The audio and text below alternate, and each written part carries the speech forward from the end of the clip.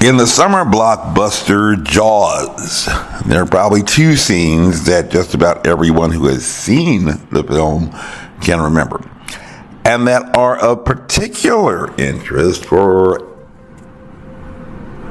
practical politics and from a policy perspective. The first of which finds the actor Robert Shaw causing a screeching sound on a chalkboard to get the attention of the town mayor and city council. And most persons who have probably never been elected would probably say that if they had been either the town mayor or a member of the city council in Amity, they would not have acted that way. They would not have been Hal Holbrook. And that may be exactly why you have never been elected, because that is how it goes. But the other scene is a rather comical one, causing most of us to say that would never be them. They would never be that guy. You know the one. The what's a tiger shark guy. Convinced that he has caught the killer shark, along with every other amateur surrounding him. Most of us, statistically, however, would never jump from a perfectly good airplane, much less join the military, if even fit enough to enlist. And while it may look wonderful on a dating profile to say that one day you want to add to your bucket list or take off your bucket list a little swim with the sharks, more likely than not, most of us probably never will. That's a fact check. But you have a dream today.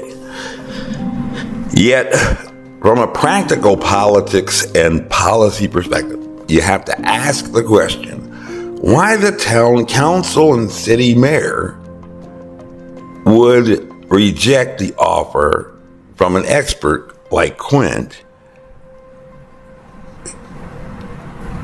and would go on to permit the circus courtship with disaster to even begin. Let's think about that for a moment. Let's say that you got elected as a mayor or a city councilman. You went out, you kissed babies, you begged for donations, you got a lot of nice donations from wealthy people who probably have some sort of interest in the town and a successful summer. You reside in a community that relies upon summer tourists to generate enough income to survive through the winter, just to begin anew again the following spring. The cycle goes over and over again, just like the elections that must go on. And if a great white shark has killed before and will kill again, as a politician, you have a little bit of evolutionary pressure, and you have to do something, or your polls will plummet. And we all know how important being popular in the polls is when you are in politics. But still, you have to wonder why they would not just pay Quint the price for which he had asked and been done with it altogether. Nip it in the bud. And you may have noticed from the scene a little body language, a little tension, a little suggestion that maybe Quint wasn't exactly a popular guy before he had arrived at the city council meeting. He didn't come from nowhere, and probably the last thing that the mayor or the city council wanted was to find themselves in his debt and owing some gratitude to him. It's simply human behavior. It's simply politics. We never leave high school. They're always cool kids and nerds. And who knows? Those amateur fishermen just might get lucky if they don't kill themselves first. Anybody else, at least. And at the end of the day, the bill was paid. The voters are happy because those guys in City Hall and our great mayor had done something about the problem at hand, effective or not. Welcome to politics. And so let's jump off the silver screen and into the deep end to swim with the shark, with which just about everyone has become just a little bit more acquainted and may express some familiarity. At a time when there were only a total of around 118,000 cases reported globally in 114 countries, more than 90% of the cases in just 4 countries, including China, the director of the WHO had said, even if you cannot now recall or even heard back then, as they were announcing a declaration for the pandemic, we cannot say this loudly enough or clearly enough or often enough. All countries can still change the course of this pandemic. All countries can still change the course of this pandemic. That was March 11, 2020. The WHO said that all nations were in the driver's seat and had complete control over whatever would happen next. And what happened?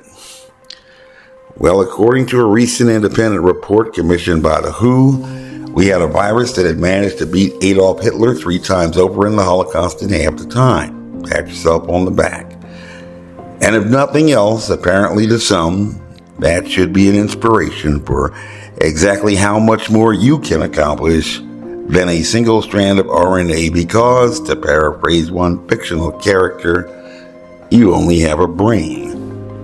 So let's put that little noodle to work. Why not? According to Christian G. Anderson, author of the first and most cited scientific article regarding the proximal origins of the novel new coronavirus, NCOV, first detected in Wuhan City, Hubei Province, China in 2019, 2019 NCOV.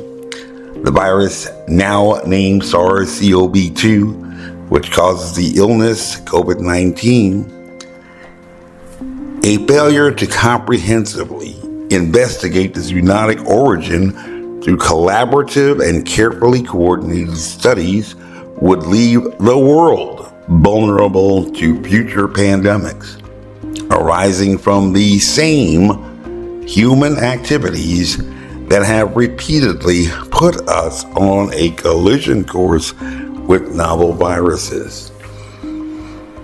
That was Christian Anderson warning that has to happen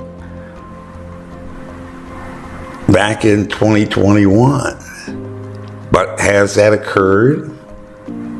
At least in September 2021, a year and a half after the WHO's pandemic declaration, this evolutionary biologist had at least appeared to have been quite convinced that mankind had experienced some pattern of repetitive actions, such that, as he very plainly states, pandemics, with which we have some familiarity, arise not simply from some random events occurring in nature, even spillovers, but rather from the very same human activities that have repeatedly put us on a collision course with novel viruses. Contemplating a life of reason, the turn of what has often been described as the American century, and around the time that one immigrant parson was having some problems going all the way to the Supreme Court from Cambridge, George Santayana had suggested that those who cannot remember the past are condemned to repeat it. While even former CDC Director Rochelle Walensky, MD, had stated upon the emergence and dominance of the lethal Delta variant of concern that this virus isn't stupid. However, human behavior in this pandemic hasn't served us very well. It's not the virus, but humans that have been the problem. As the Pogo comic strip used to say, we have met the enemy and it is us.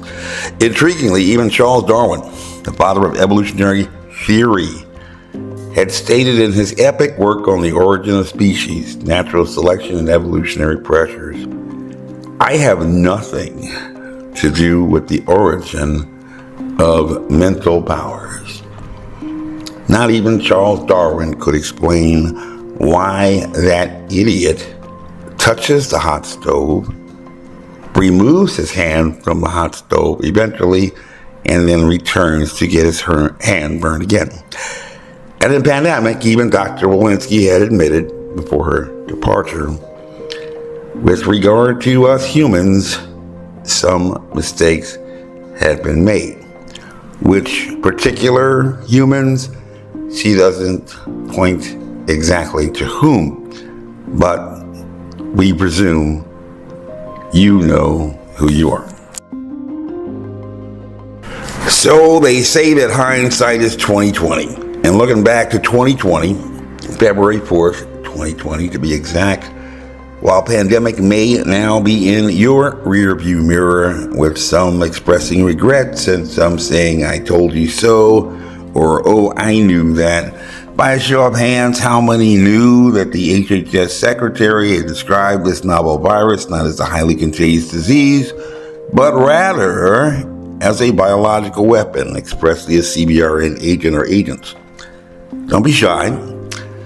And if you read that or knew that then, why didn't you get the urge to swim with the sharks and do something about it then or now? I'll let you develop that thought and we can come back to ask you later. But bear in mind that this is a law published in the Federal Register, and ignorance of the law is, no excuse. And by November 2021, just 2 months after Dr. Anderson was publishing his thoughts about the same human activities that have repeatedly put us on a collision course with novel viruses, the CDC had also published in law, in the Code of Federal Regulations, in case you missed it, that this virus had originated in a laboratory, regardless of what you may have heard on the news or in Congress or on social media. It's a law describing this virus as a chimeric virus, which by definition can only come from a lab. Bioweapon and from a lab, presenting a heightened risk of attack against military forces and citizens residing abroad, according to the HHS Secretary, Pfizer, Moderna, and Janssen. Or have you heard immunity deafened to the sound of Defense and Defense Production Act? And as of December 2022, we now know that in America alone, a total of 1.1 billion PCR tests had been administered pursuant to that emergency use authorization. And do you know off the top of your head what percentage of Americans got attacked by this biological weapon while you were closing your businesses, taking kids out of school, canceling vacations, and opting to worship online, ruining the summer fun in your tourist community summer town? Only 4.4% about your chances of winning on a 2-number combination in roulette at the casino. And after that, you had a better chance of dying in an automobile accident than dying after catching COVID-19. But for some reason, nobody ever tried to identify, interdict, or apprehend the terrorists who were deploying it in over 3 years of a pandemic declaration by the WHO, but in America, a Section 564 public health emergency response. Does that sound a little odd? And for that rare chance of adverse outcomes, as many as 80% of you decided to participate in a phase 3 clinical trial of previously unapproved biological products developed at warp speed. Did you hear or read about the transition to phase 3, like phase 3 clinical trials? It was in all the papers, buddy. So, by the way, Chief, what's a tiger shark?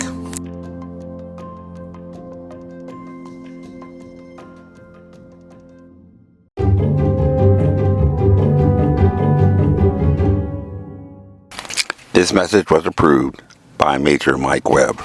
Honest.